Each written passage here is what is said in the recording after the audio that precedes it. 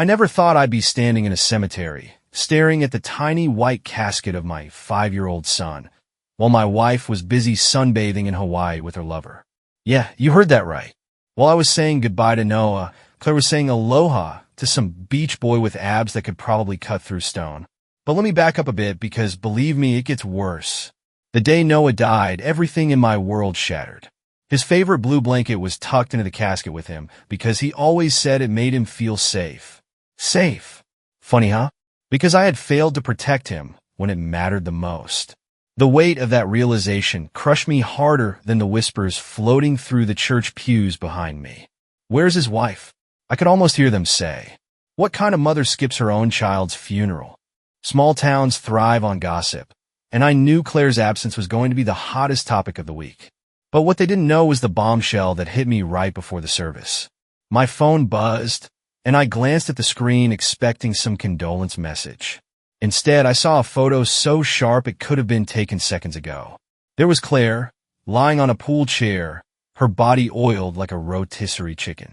Beside her, some smug-looking guy had his arm around her while she sipped a cocktail with one of those tiny umbrellas.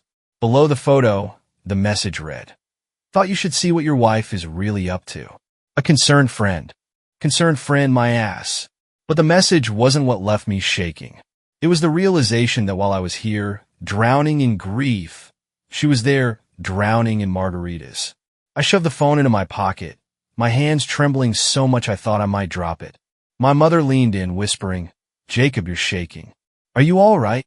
All I could do was nod, swallowing the rage that clawed at my throat. Somehow, I made it through the service. I sat in the front pew where Claire should have been, keeping my head high while the whispers behind me turned into a low hum of judgment. I clenched my fists so tightly my nails bit into my palms. The pastor spoke about Noah's love for life, his boundless energy, even during the hardest days of his illness. My chest tightened when he mentioned Noah's favorite pastime, coloring white roses with food dye. I could almost see him again, his small hands stained blue and purple, his giggles echoing through the hospital room. But then my phone buzzed again. Another message from Claire. "Sorry I couldn't make it. Important business meeting. I'll make it up to you." Make it up to me? How do you make up for missing your own son's funeral? By sending me a postcard that says, "Wish you were here?" I stared at the phone, barely hearing the pastor's words. The rage was hot and consuming, burning away the grief for just a moment. She had no idea what was coming. At the reception afterward, people milled around my parents' living room like it was some kind of awkward potluck. Plates of untouched cookies and casseroles cluttered every surface, while sympathetic neighbors and distant relatives offered half-hearted condolences. "You're so strong, Jacob," one of them said, patting my arm like I was a dog who had learned a new trick. I forced a stiff smile and nodded. Strong. Sure. I felt like a live wire, ready to snap at any second. Then Claire's parents showed up, Diana and Howard, standing near the kitchen, throwing me glances that were sharp enough to cut glass. They hadn't said much to me since Noah's death, but I could feel their unspoken accusations. To them, Claire was the victim, their golden child who could do no wrong. And me? I was just a guy who couldn't keep their princess happy. Diana eventually worked up the courage or audacity, depending on how you looked at it, to approach me. She found me staring at a framed photo of Noah on the mantel. It was my favorite picture of him, holding up one of his science experiments with that gap-toothed grin. He had dyed the petals of a white rose a brilliant shade of blue and stained his hands in the process. I clutched the frame tightly as she sidled up beside me, her perfume overpowering and sickly sweet. "Jacob," she started, her tone sugary enough to rot teeth. "You've been so strong today. It's a shame Claire couldn't be here, but you know how hard this has been for her. She's grieving in her own way." Grieving? My grip on the frame tightened. I could feel the glass cool against my palms, grounding me. "Difficult for her?" I replied, my voice colder than I intended. "Must be nice to grieve in paradise with a margarita in hand." Diana flinched, her fake smile faltering for a moment before she recovered. "Grief makes people act out of character," she said. "You should try to be more understanding." Understanding. That word lit a fuse in me. I wanted to whip out my phone and shove that poolside photo in her face, force her to see the truth. But I didn't. Instead, I turned away and set the photo of Noah back on the mantel with trembling hands. Thankfully, my mother appeared at my side, her presence steadying me. "Diana," she said, her tone sharp enough to slice through the tension, "I think you've said enough." Diana's lips thinned into a displeased line, but she didn't argue. She retreated to the kitchen, leaving me with my mother, who rested a comforting hand on my arm. "She's just trying to deflect," Mom whispered. "She knows what Claire has done." "You think she knows?" I asked, my voice barely above a whisper. Mom nodded. "Of course she knows. She's her mother." Her words hit me like a freight train. This was not just Claire's betrayal. It was a family affair. Diana and Howard had known all along and chosen to cover for her. The thought made my blood boil. I excused myself and slipped into my dad's study, desperate for a moment of quiet. The study felt like a sanctuary amidst the chaos. I sank into his old leather chair, staring blankly at the walls. My mind raced with memories and questions. When had things started to unravel? How had I missed the signs? Claire's late-night phone calls, her sudden work trips, the way she started pulling away not just from me, but from Noah. I had told myself it was just the stress of our son's illness. How naive I had been. My phone buzzed again. For a split second, I thought it might be Claire, but the number was unlisted. Something told me to answer. "Hello." My voice was hoarse, weighted down by the day. "I need to talk to you," a woman's voice said. She sounded hesitant, but urgent. "It's about Claire." "Who is this?" I asked, gripping the phone tighter. "My name's Mia," she replied, her voice trembling slightly. I know what she's been doing." "Why should I trust you?" I shot back, suspicious of this sudden revelation. "You shouldn't," she admitted. "But you need to hear me out. Meet me at the coffee shop on Main tomorrow morning. I promise you, you will want to know what I have to say." The call ended abruptly, leaving me staring at my phone. Mia. The name meant nothing to me, but her urgency stuck. Against my better judgment, I decided I would go. If there was even a chance she had answers, I needed to know. The next morning, I walked into the plain, no-frills coffee shop. The scent of burnt coffee beans and sugary pastries hung in the air. In the corner, a woman with dark auburn hair sat stiffly by the window. Her green eyes darted nervously to the door as I approached. "Mia?" I asked, sliding into the chair across from her. She nodded, her hands wrapped around a coffee cup. "Thanks for coming. You have 5 minutes to tell me why I'm here," I said bluntly, leaning back in my seat. She took a deep breath. "Your wife, Claire, has been seeing my ex-boyfriend for over a year." My stomach dropped, but I kept my face neutral. "I already know," I said flatly. "Oh, do you?" Mia replied, raising an eyebrow. "Do you know about the life insurance payout? Or how she plans to use it to buy a beachfront property in Maui with Brandon?" My breath caught. "What money?" I asked, trying to keep my voice steady. Mia leaned forward, her eyes narrowing. "The life insurance policy. $1 million. She made sure your son's name was on it as the beneficiary, but 6 months ago, she removed you and quietly added herself as the sole recipient." I felt the blood drain from my face. "That's not possible," I muttered. "Oh, it is," Mia said, pulling her phone from her bag. She scrolled through her screen with quick precision before sliding it across the table. Text messages from Claire filled the screen, each one like a nail being hammered into the coffin. "Claire, the payout came through. It is more than enough. We can leave by the end of the month. Brandon, Maui is waiting, babe. Just make sure he does not suspect anything. Claire, he is too broken to notice. It is already done." I clenched my fists, my nails digging into my palms. The Claire in those messages was a stranger, cold, calculated, detached. "I thought Brandon was lying when he bragged about it," Mia continued. "But then I found more: bank transfers, travel itineraries, even the listing for the house they're planning to buy in Maui." My head was spinning. I wanted to accuse her of making this up, to shove my chair back and walk out. But the evidence was staring me in the face. "Why are you telling me this?" I asked, my voice low. Mia's lips curled into a humorless smile. "Because she is playing both of us. She promised Brandon the world, but I know how she operates. The moment she does not need him anymore, she will drop him. Just like she is dropping you. I have nothing left to lose, but I am not going to let her walk away unscathed. Her words hung in the air, bitter and sharp. I did not trust her entirely, but I could not ignore the mountain of evidence she had laid out in front of me. What do you want from me? I asked finally. Revenge, Mia said bluntly. Justice. Call it whatever you want.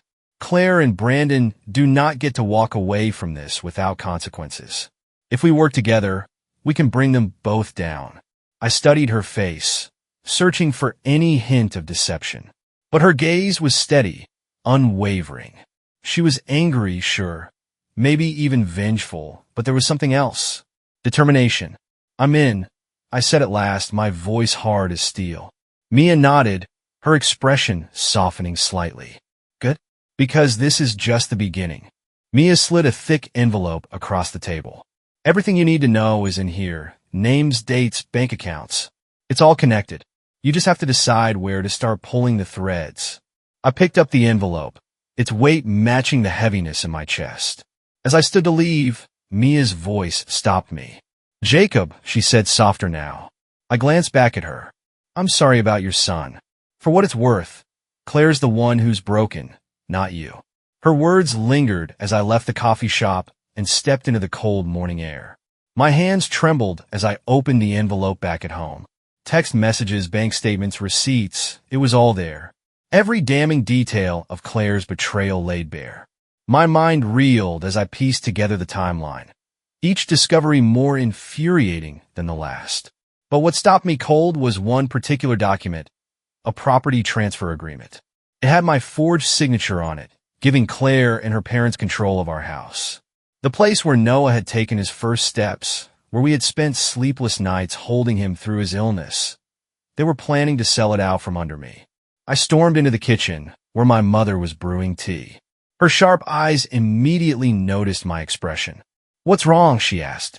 They're trying to sell the house, I said bluntly. Claire and her parents forged my signature. My mother's face darkened. I knew it, she muttered under her breath. You knew? I asked, stunned. I suspected, she admitted. Diana's been sniffing around for months, asking questions about the property. She even tried to get your father to sign something when he was having one of his bad days, but I intercepted it. My stomach churned. They had even tried to manipulate my father, who was struggling with dementia. The lengths they had gone to were sickening. I kept the papers, Mom continued. They're in the study. I rifled through the drawers until I found them. Sure enough, there it was, a legal form authorizing the sale of the house with my father's shaky, forged signature at the bottom. My blood boiled as I stared at it. They thought he would not remember. They thought I would not notice.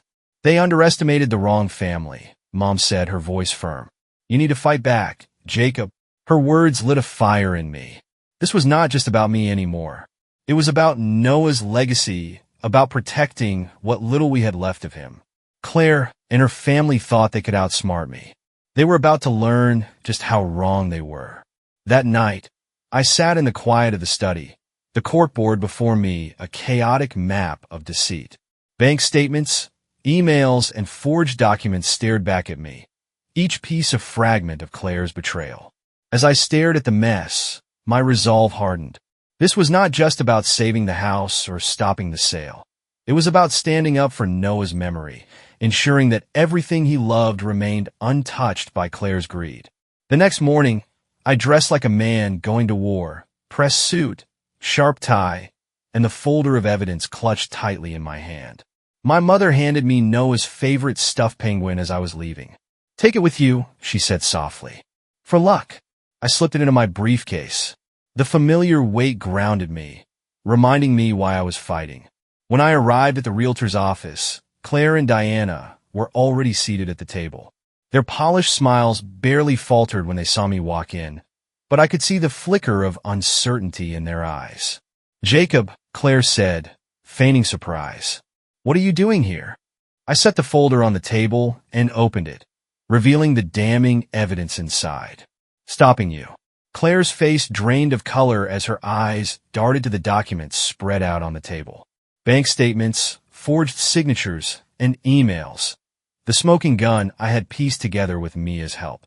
Diana, sitting beside her, managed to keep her composure for about half a second before her smug mask slipped.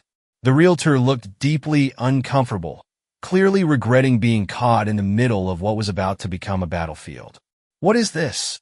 Claire asked, her voice trembling with faux confusion. "You tell me," I shot back, leaning forward. "It looks like evidence of fraud, forgery, and an attempt to steal my house out from under me. Did you think I wouldn't notice?" Diana's lips tightened into a thin line. "Jacob, this isn't necessary. You've been under so much stress. Don't you dare use Noah as an excuse," I snapped, my voice rising. "While I was burying our son, you were plotting to take everything we built together." Claire's polished demeanor finally cracked. "You don't understand." "Oh, I understand perfectly," I interrupted. "You've been lying to me for months, funneling money into secret accounts and planning to run off with Brandon. Did you think I wouldn't find out?" The room fell silent. The realtor cleared his throat, clearly wishing he could vanish. "I think I should step out," he said nervously. "No," I said sharply, turning to him. "You might want to hear this." I pulled out my phone and played the recording Mia had given me, a conversation between Claire and Brandon. Her voice came through the speaker, cold and calculated. "The payouts in the account. Once the house sells, we'll have enough for the Maui property."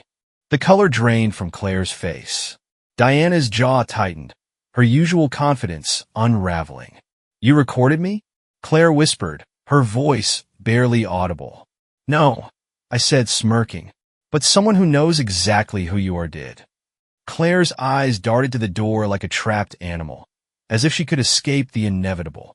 "You can't prove anything," she stammered, her voice a weak echo of the confident tone she used to wield. "Oh, but I can." I slid more documents across the table. Emails with time-stamped receipts, bank transfers, and every single forged signature. "This isn't just circumstantial evidence, Claire. This is a paper trail, and it's all pointing straight at you." Diana finally spoke up, her voice sharp with desperation. "Jacob, let's be reasonable." "Reasonable?" I barked out a bitter laugh. "You think I'm the one being unreasonable? You've manipulated my family, forged my father's signature, and conspired to steal what's left of my life. And you think I'm supposed to sit quietly and let it happen?" The door opened, and Marcus walked in, holding a stack of legal documents. "Sorry I'm late," he said casually, setting the papers down on the table. "I just filed an injunction to freeze all property transactions tied to this house. You might want to walk away from this deal. It's about to get messy." The realtor wasted no time grabbing his briefcase and making a hasty exit, leaving only the four of us in the room. Diana and Claire looked cornered, their polished facades crumbling by the second. "You have two choices," I said, my voice calm but steely. "You can leave now, give up this ridiculous scheme, and never set foot near me or my family again. Or you can fight me and watch as this evidence becomes public record. Every newspaper in town will have your faces plastered on the front page." Diana opened her mouth, probably to bluff her way out, but Claire cut her off. "Mom, stop," she said quietly, her voice trembling. "He's not bluffing." For the first time, Diana looked truly rattled. She glanced at her daughter, then back at me, before standing stiffly. Without another word, they walked out, their confident strides now shaky and uncertain. The door clicked shut behind them, and for the first time in what felt like weeks, I exhaled deeply. Marcus clapped me on the back. "You did good," he said. "But this isn't over. They'll try something else, I guarantee it." "I know," I replied, my voice steady. "But now they know I'm not backing down." Marcus nodded, gathering his papers. "We'll file fraud charges and move to secure the rest of your assets. They won't get far." I spent the next several days preparing for the legal storm that was sure to follow. Marcus worked tirelessly, piecing together the case against Claire and her parents. Meanwhile, I pored over every document Mia had given me, ensuring that nothing was overlooked. The fallout hit hard and fast. Claire's lover, Brandon, became the first weak link. Faced with mounting pressure, he turned on her, spilling every sordid detail to save his own skin. His testimony confirmed what I already knew. that Claire had orchestrated everything. Diana and Howard, however, tried to play the victims, claiming they had only acted to protect Claire during a difficult time. But the evidence against them was overwhelming. Emails, forged documents, and financial records painted a damning picture. Their involvement wasn't just complicit, it was active. The final blow came when Marcus uncovered their attempts to manipulate my father. They had targeted him during moments of confusion, hoping to exploit his dementia to gain control of our family's assets. It wasn't just fraud, it was elder abuse, and the courts didn't take it lightly. The courtroom battle was brutal, but in the end, the evidence spoke louder than their lies.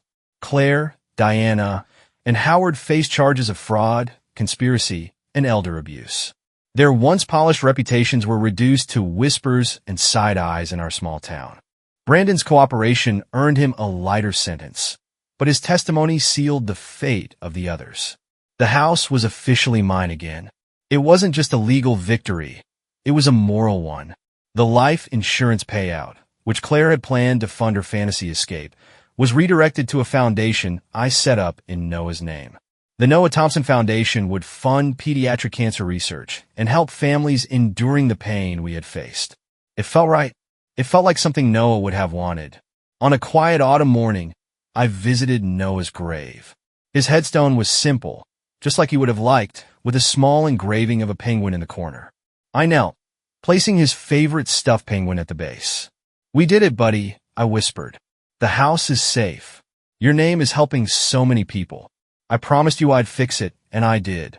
The wind rustled the trees, and for a moment, I could almost feel his presence, his laughter in the breeze, his warmth in the sunlight breaking through the leaves. As I stood, my father joined me, his steps slow but sure. His memory had faded, but his clarity that day was a gift. "He's at peace now," he said, his voice steady.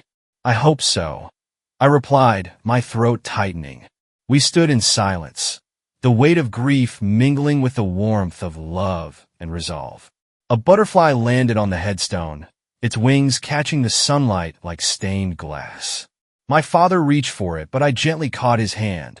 "Let it be," I said softly. The butterfly took flight, spiraling upward, free and unburdened. It wasn't triumph, it was survival. And for the first time in a long time, that was enough.